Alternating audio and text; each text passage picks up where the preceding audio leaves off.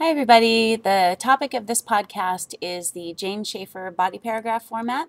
So I'm just going to review again the 8-sentence format and sort of what you want to accomplish in each of the 8 sentences. And I'll also go through my little sample paragraph that I've written for you again, just as kind of a reminder. So the first sentence of your 8-sentence format is going to be your topic sentence. So in Jane Schaeffer, we abbreviate that TS. So the topic sentence is simply going to introduce the main idea of the paragraph. So if your paragraph is about,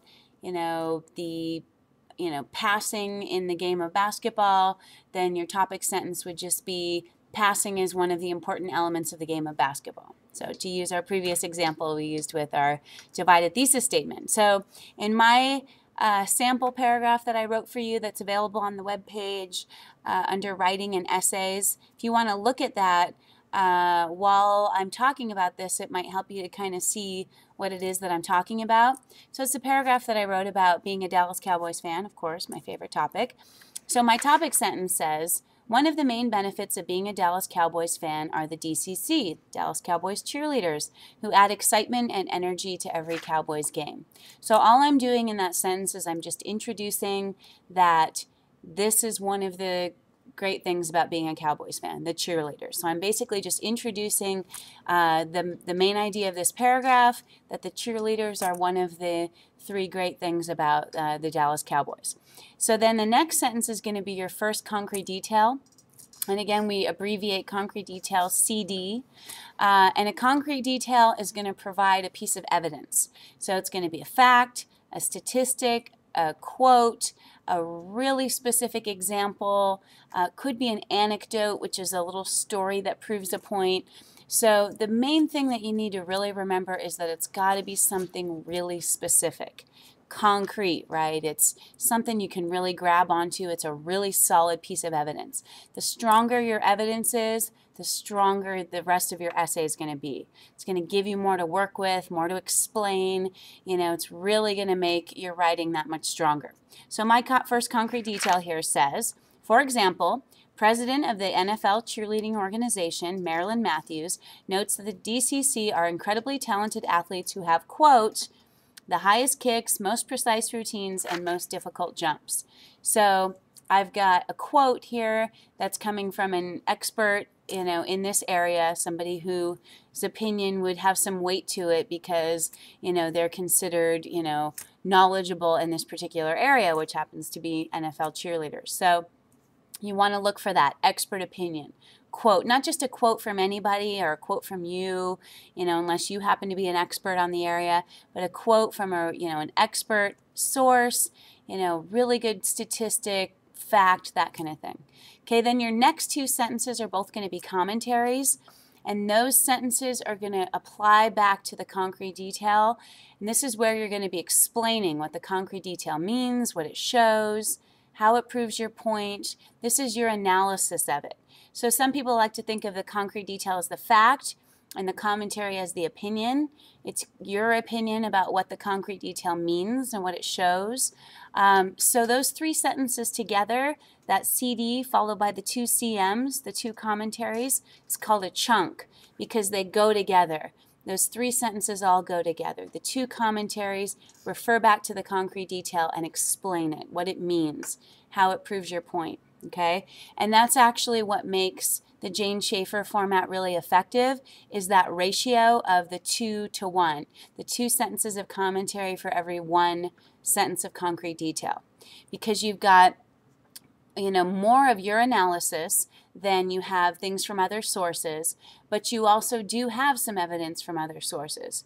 So it's your analysis, it's your insight, but you're not just basing it off of your own opinions and your own ideas. You're saying, look, this expert agrees with me. This statistic backs up what I'm trying to say. So it's not that you're just regurgitating what other people are saying throughout the whole thing, and it's not that it's all your opinion. There's a really good balance there. So my first sentence of commentary says, this shows that the DCC are a first-rate cheerleading organization with exceptional talent. So again, it's my opinion about what that concrete detail shows, what it means, what it proves. My second sentence of commentary says, The significance is that Cowboys fans are able to enjoy not only the performance of highly skilled football players, but talented cheerleaders as well.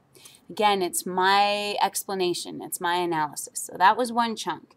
Okay, then my next sentence is going to be my second concrete detail. Now I'm going to give a different example, a different piece of evidence, still on the same topic though. So I always have to go back to my topic sentence and ask myself, what is my point in this paragraph? What am I trying to say? What am I trying to prove? What am I trying to explain?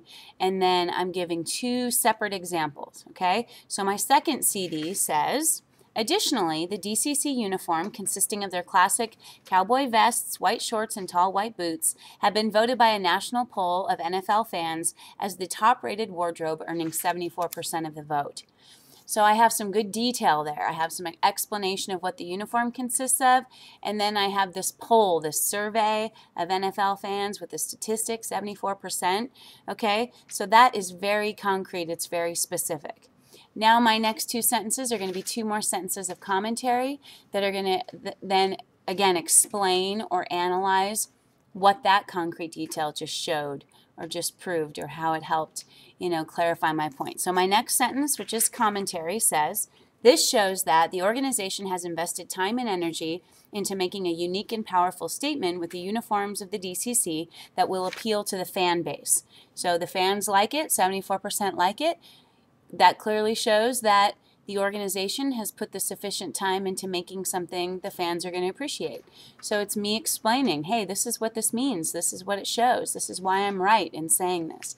You can see how it's my opinion, because I'm using words like unique and powerful, So those are opinion type words.